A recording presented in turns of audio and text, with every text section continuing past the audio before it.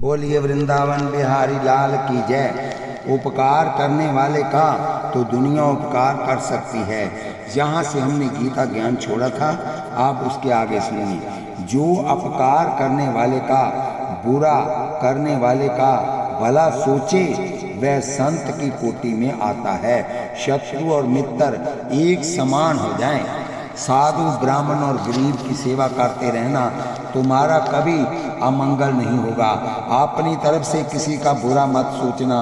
कोई तुम्हारा सोचे भी तो उससे कोई फर्क नहीं पड़ता। एक कहावत है कि चांद पर थूको तो उल्टा तुम्हारे मुंह पर ही पड़ेगा। भला करने वाले के साथ जो बुरा करेगा उसका फल वह अपने आप पालेगा और तुम्हें कुछ कहना नहीं पड़ेगा। तुम तो अपने मन को सम बनाकर रखो। मान और अपमान में भी समान बनकर रहना। अगर कोई मान करता है तो ये साधु स्वभाव का है, इसलिए मान कर रहा है। यदि अपमान कर रहा है तो ये भोला बाला है, नहीं समझता, इसलिए अपमान कर रहा है। तुम्हारे बच्चे भी तुम्हारा अपमान करते हैं। छोटे बच्चे कभी बाल पकड़कर खींचते हैं, कभी तुम्हारी धोती पकड़ लेते हैं, कभी तुम्हें अपने दांतों से काट भी देते हैं, कभी नाखून भी मार देते हैं। तुम क्या समझकर माफ करते हो कि ये नादान है, ना समझ है। जैसे बच्चों को नादान समझकर माफ कर देते हैं, वैसे ही दूसरों को ये समझकर कि वो नादान है, ना समझ है, माफ कर दो। मान और अपमान में भी एक समान बन जाओ। यदि भगवान को पता है तो हमें थोड़ा ऊपर तो उठाना पड़ेगा ना। दुनिया जैसे चल रही है वैसे ही चलने दो। क्यों कि ये दुनिया भगवान की है। ना तुम इसे चला सकते हो, ना इसे रोक सकते हो। तुम तो अपना परिवार भी सही ढंग से नहीं संभाल सकते। जितने जीव उसमें रहते हैं सबका स्वभाव अलग, खाना अलग, सोना अलग, पहनना अलग और शक्लें अलग।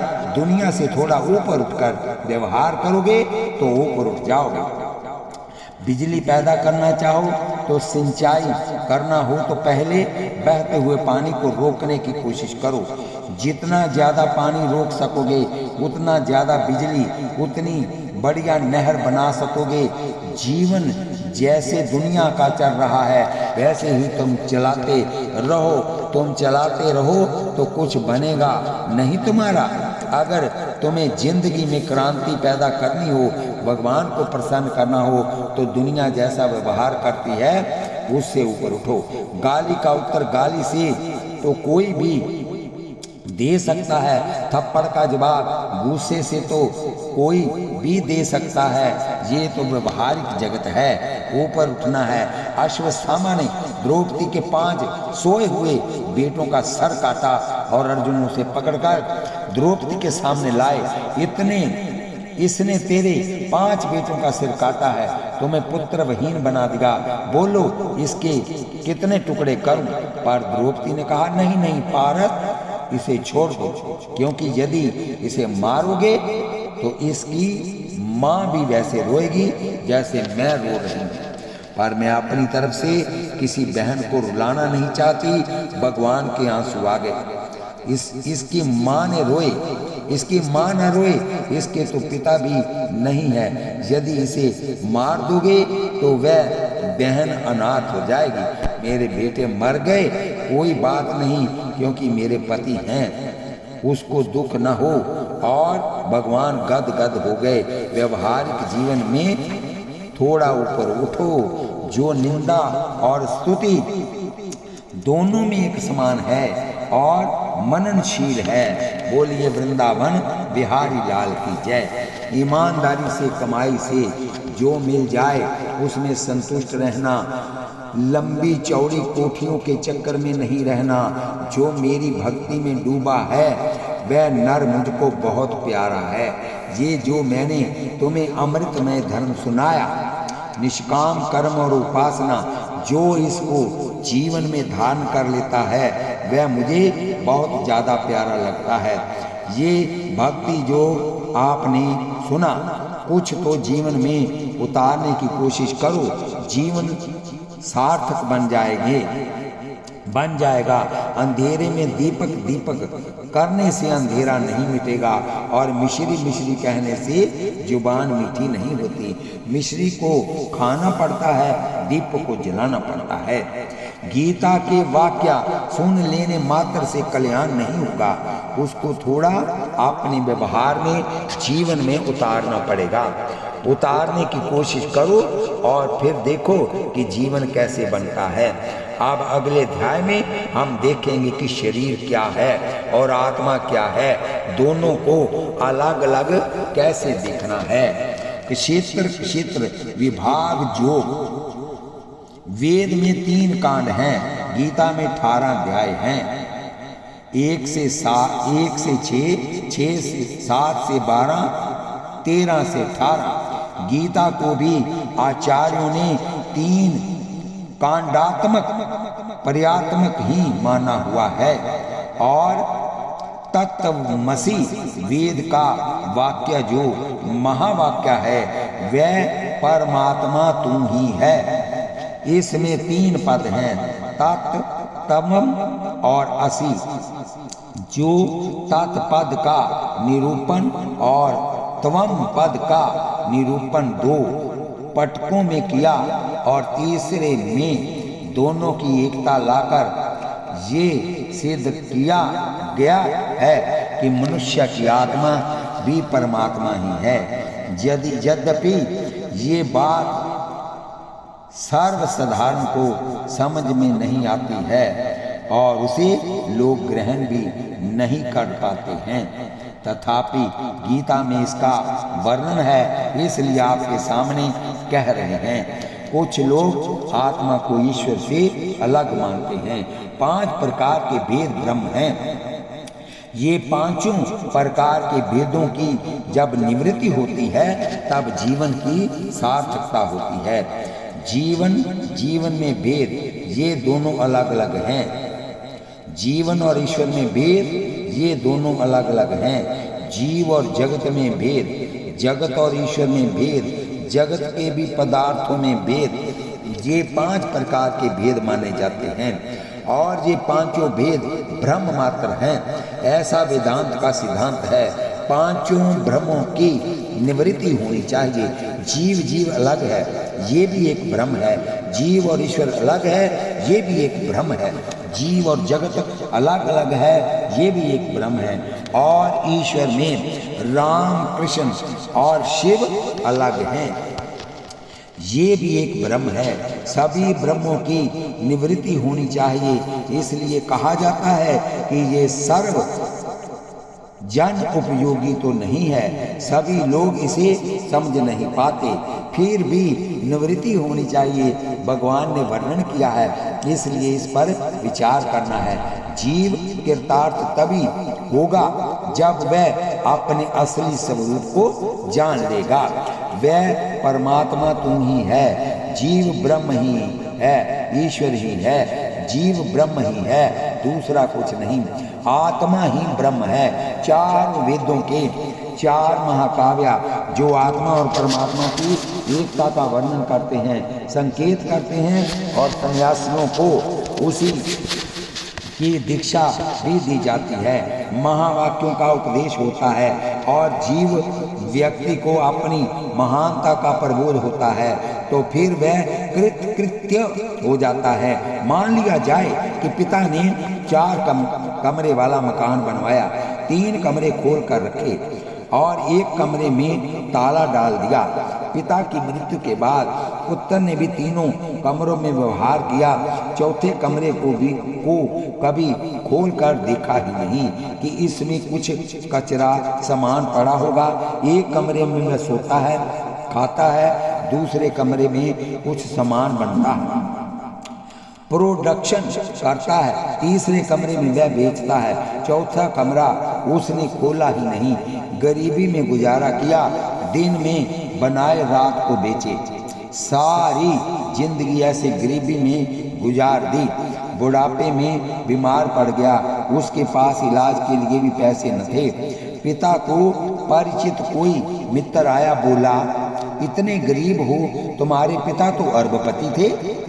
मेरे पिता मुझे इसी स्थिति में छोड़ गए हैं। तुम अपना मकान दिखाओ। ये दुकान है, ये छोटी सी फैक्ट्री है, और ये रहने का कमरा है, और चौथा कमरा कोई कचरा वगैरह भरा होगा, इसलिए मैंने खोला ही नहीं। जब खुलवाया तो उसमें हीरे मोती भरे थे, जवाहर थे, रुपया पैसा था, सोने की मोहरें थी। यदि ये कमरा पहले ही खुल जाता तो आराम से खाता, पीता और जीता। व्यक्ति जागता है, स्वप्न देखता है और गहरी नींद सो जाता है। 10 व्यक्तियों ने मिलकर जोर से भांग पी ली। उन्हें किसी यात्रा पर जाना था। 10 यात्रा में निकले। रास्ते में एक नदी पड़ी। नदी को पार करने का कोई साधन नहीं था, नौका नहीं थी, जाना जरूर था। भांग के नशे में बोले, कपड़े सिर पर बांध लो और तैर कर पार हो जाओ। नदी गहरी थी, कपड़े सिर पर बांध कर पार हो गए।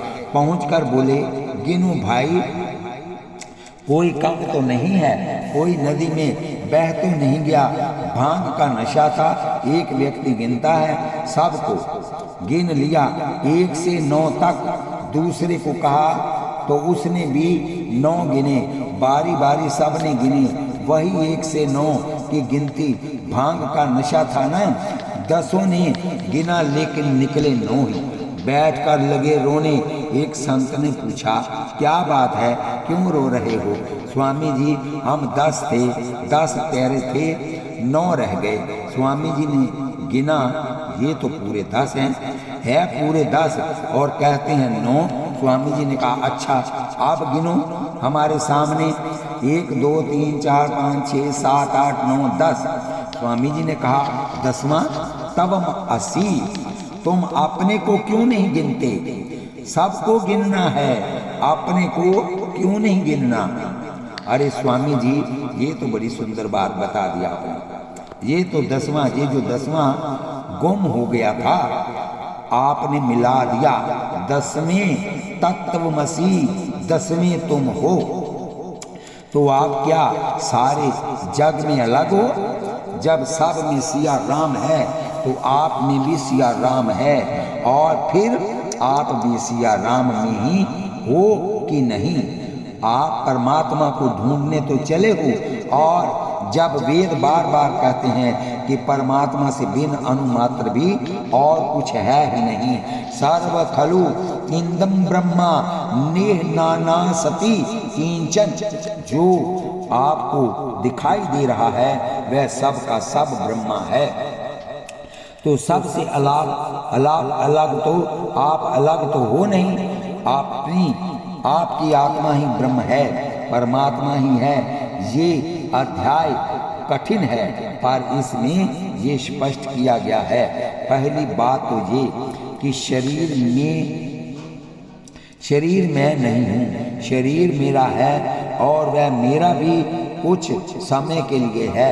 जैसे ट्रेन में यात्रा करते समय आपने ट्रेन में सीट रिजर्व करा ली है और कोई दूसरा व्यक्ति बैठने लगे तो आप कह देते हो कि सीट मेरी है, सीट मेरी है, सीट मैं हूँ।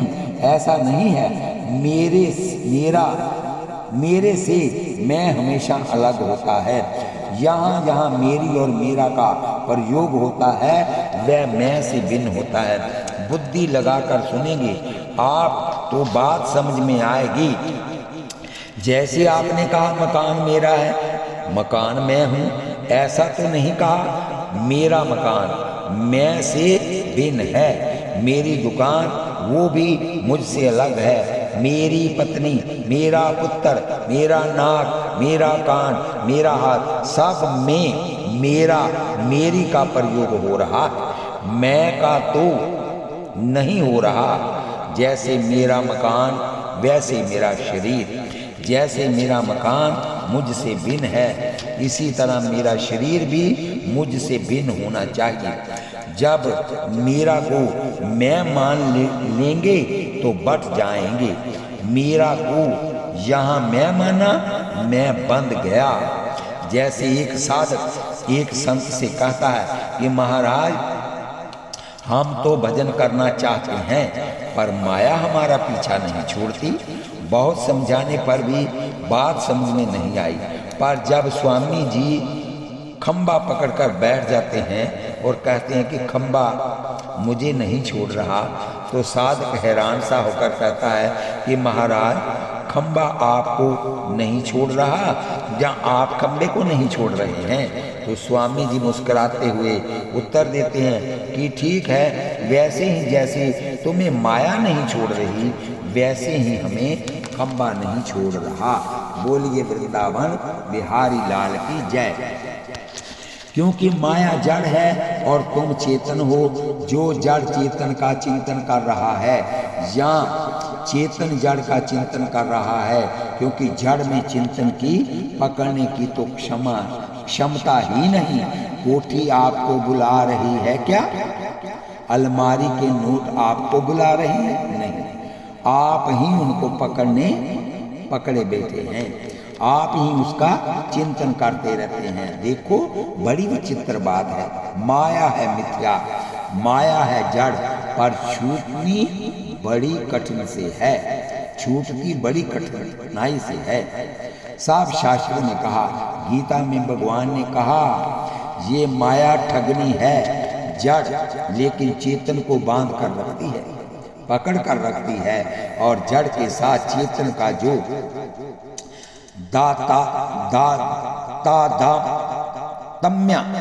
तादात्म्य लगन है, तादात्म्य मैंने एकता की भ्रांति, वही बंधन का हेतु है। यदि जड़ से चेतन को अलग देख लिया जाए, चेतन के स्वरूप का ठीक बोध हो जाए, फिर कोई समस्या नहीं, फिर तो आप सदा मुक्त ही मुक्त हो।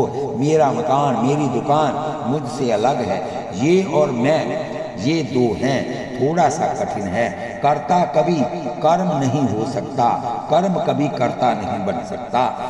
भगवान कृष्ण 13वें अध्याय में कहते हैं, ईदम शरीरम, ईदम यह अमूल्य निर्देश है, ये शरीर है, मायने माँ उससे भिन्न है। हमने कहा ना, मेरा शरीर, जब शरीर मेरा है तो मुझसे भिन्न है। और व्यवहार में भी हम देख रहे हैं, बचपन के शरीर को हम मेरा कहते थे, देखते देखते वह छोड़कर चला गया और अब इस बूढ़े शरीर को पकड़कर बैठे हैं और वह भी जाने वाला है। अगर शरीर में होता तो वह सदा मेरे साथ रहता। दुनिया में शायद ही कोई व्यक्ति होगा जिसकी जवानी सदा साथ रही हो। हम बूढ़ों से पूछते हैं, क्या आप अपनी जवानी चाहते थे?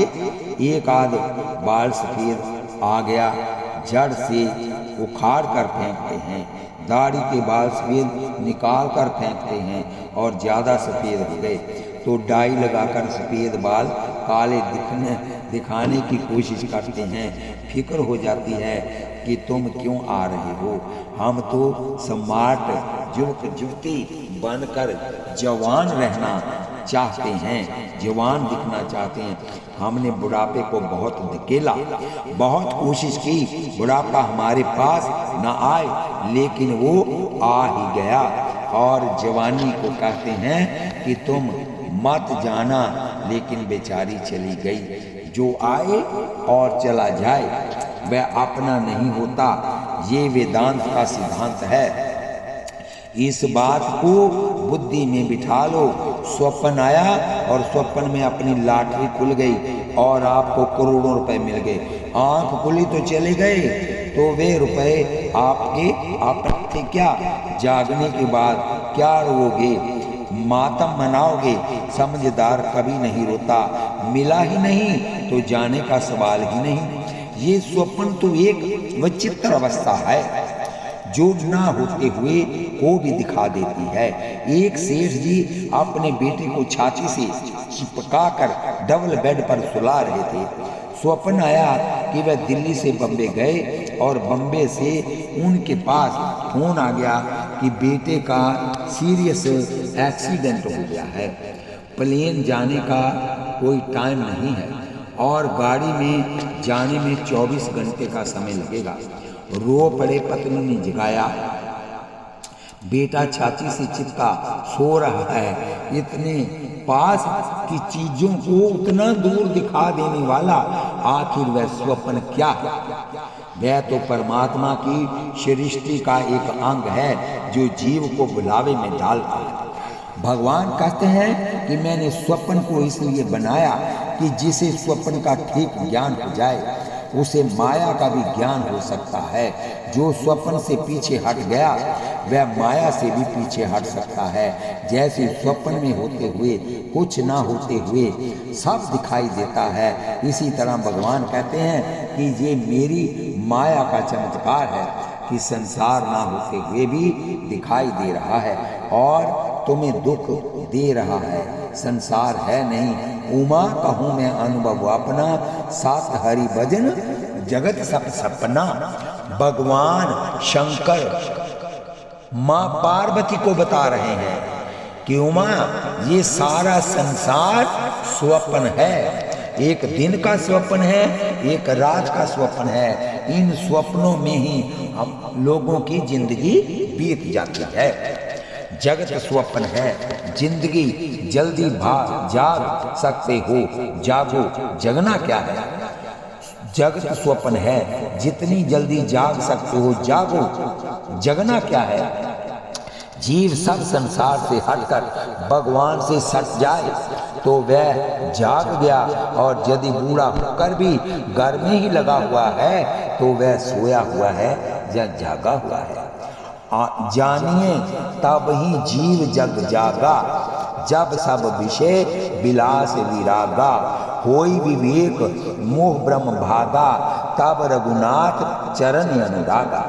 स्वप्न में जब कोई भिखारी और अरबपति बन गया, स्वप्न में जब कोई भिखारी यदि अरबपति बन गया, जहाँ स्वप्न में कोई सेठ कंगाल हो गया, फिर क्या जागने के बाद भी वही रहेगा? मैंने 1 लाख रुपया कमाया।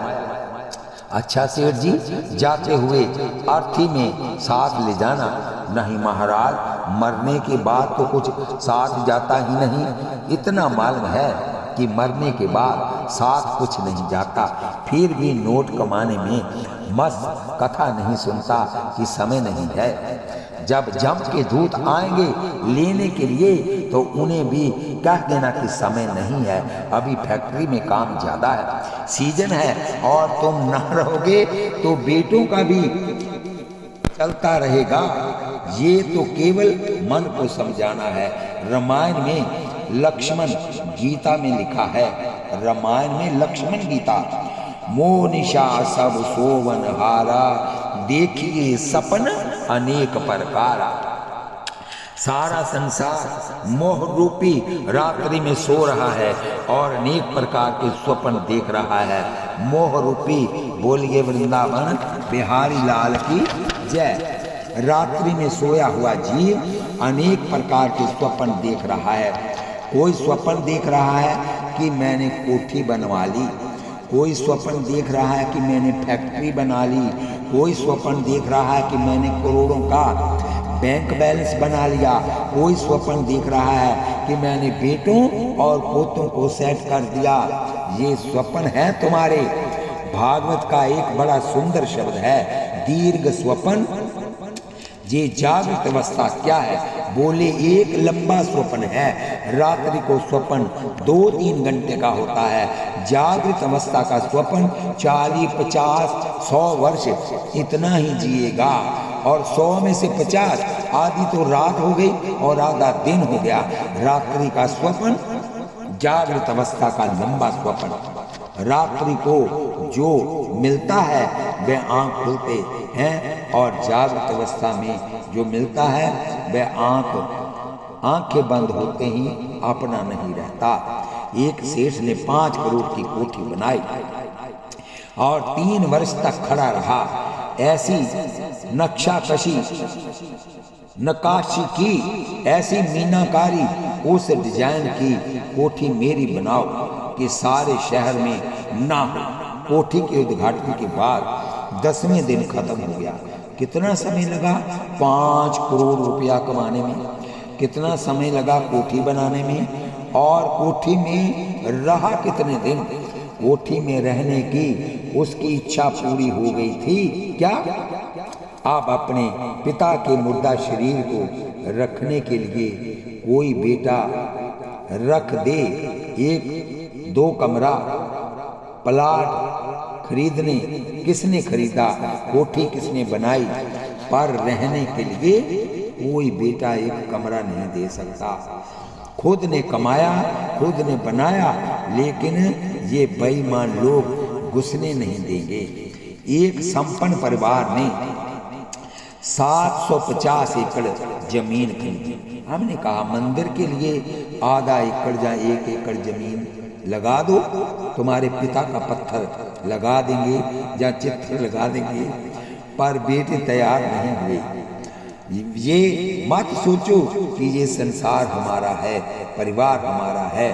इस संसार में अपना कुछ नहीं, और कुछ अपना है तो केवल परमात्मा ही अपना है, और वह अपना स्वरूप ही है।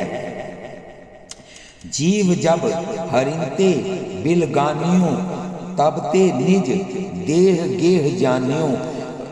मायावश स्वरूप बिसरायो, ते ही ब्रह्म तो नाना दुख पायो। जैसे स्वप्न के वश में होकर हम स्वप्न स्थिति को भूल जाते हैं, वैसे ही माया के वश में होकर अपने स्वरूप को भूल चुके हैं। अभी भगवान हमारा है ये समझ में नहीं आ रहा। महाराज जनक का स्वप्न आपने सुना होगा, बड़े ज्ञानी थे महाराज जनक, लेकिन स्वप्न काल में सब मूर्ख हो ही जाते हैं। देश की बागडोर संभालने वाले प्रधानमंत्री को स्वप्न आता है तो स्वप्न में वह भी मूर्ख हो जाता है, क्योंकि स्वप्न काल में स्वप्न को वह सत्य मानता है। स्वप्न काल में स्वप्न को मिथ्या कोई नहीं मानता क्योंकि उस समय स्वप्न सत्यवत भासता है। महाराज जनक को एक दिन स्वप्न आया कि शत्रु ने आक्रमण कर दिया है और सारी सेना उनकी मर गई। जनक जी प्राण बचाकर जंगल में भागे और 3 दिन तक एक गुफा में छुपे बैठे रहे। तीसरे दिन जब भयानक भूख लगी तो सोचने लगे कि अब कहाँ चलूं। सोचने लगे विधाता, 3 दिन पहले मैं एक राजा था, अब भिखारी बन गया। 3 दिन पहले हजारों को अनुदान देता था, आज मांगने की नौबत आ गई। हमेशा देने वाला मैं किससे मांगूं? लेकिन पेट की ज्वाला कुछ मांगने को मजबूर कर रही। जंगल से निकले एक सेठ जी खिचड़ी बंधवा रहे हैं और लंबी लाइन लगी है, बिटवा रहे हैं, खिचड़ी बांट रहे थे भिखारियों की, और भिखारियों के पीछे राजा जनक खड़े हो गए। एक एक कदम आगे बढ़ रहे हैं, भयानक भूख है, पेट में चूहे कूद रहे हैं। कब नंबर आए और पेट में कुछ आए। सरकते सरकते 2 घंटे बाद नंबर आया, और जब जनक जी का नंबर आया तो बांटने वाले ने कहा खिचड़ी खत्म। जनक जी मोटे आंसू बहाते हुए, गिड़गिड़ाते हुए हाथ जोड़कर कह रहे थे, भंडारी जी 3 दिन का भूखा हूँ। 3 दिन पहले मैं लाखों को भोजन देता था, आज कुछ भी दें, नहीं तो मेरे प्राण निकल जाएंगे। उन्होंने कहा भाई होती तो देता ही ना भैया, पतीली देख लो, हाँ वह जो चिपकी हुई है जली सी खिचड़ी पड़ी है, वही खुर्ची से खरोंच कर खा लो। खुर्ची से खरोंच कर वह खिचड़ी जनक के हाथ पर एक दोने में डाल कर रखी तो जनक सोचने लगे कि 3 दिन पहले 56 प्रकार के व्यंजन खाने वाला आज जली हुई खिचड़ी खा रहा है। पास में ही नहर के पास जाकर हाथ धोए, तुलसी का पत्ता खिचड़ी में डाला और आंखें बंद करके प्रभु को प्रणाम करने लगे। इतनी देर में 2 बैल लड़ते हुए आए और उनके पैरों से रेत उछली और खिचड़ी में भर गई। जनक जी समझ गए कि अब मौत आ गई। ऐसी भयानक भूख थी कि लगा बस प्राण गए, रोने लगे। जब रोने लगे तो उनकी पत्नी सुनैना ने थोड़ा हिलाया। जब आंख खुली तो वही जनकपुर, वही मिथिला नगरी, वही महल, वही पत्नी, वही खजाना। आंसुओं की धारा बह रही है। उठे महाराज, आंसू